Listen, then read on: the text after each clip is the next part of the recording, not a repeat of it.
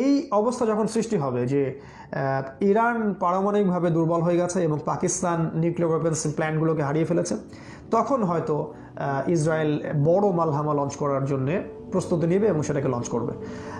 আর বাংলাদেশ এবং আফগানিস্তানের যে ব্যাপারটা আছে সেটা হলো, আফগানিস্তান তাদের কাছে এ ধরনের কোনো ওয়েপন্স না থাকলেও রাসূলুল্লাহ সাল্লাল্লাহু আলাইহি সাল্লামের প্রেডিকশন যেহেতু আছে হাদিসের, সেখান থেকেই সেই বাহিনী বের হবে। তারা যতই সেখানে আক্রমণ করুক না কেন, যতই সেখানে বোমা মারুক না কেন, তারা সেখানে সাস্টেইন করতে পারবে না। সেখানে রাসূলের দোয়া আছে, সেখানে আল্লাহর বারাকা আছে, এবং সেখান থেকেই সেই দল ইনশাআল্লাহ তাআলা অদূর ভবিষ্যতে ইমার্জ করে জেরুজালেমের পথে যাত্রা করবে, এবং সেটা হবে।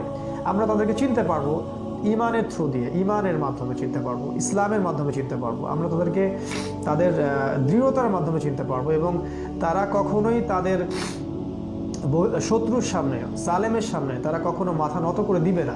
এই সব সাইন দেখে আমরা চিনতে পারবো যে তারাই হচ্ছে খোরাসানের সেই দল যাদের সম্পর্কে রাসূল সাল্লাল্লাহু আলাইহি ওয়াসাল্লাম প্রেডিকশন দিয়েছিলেন।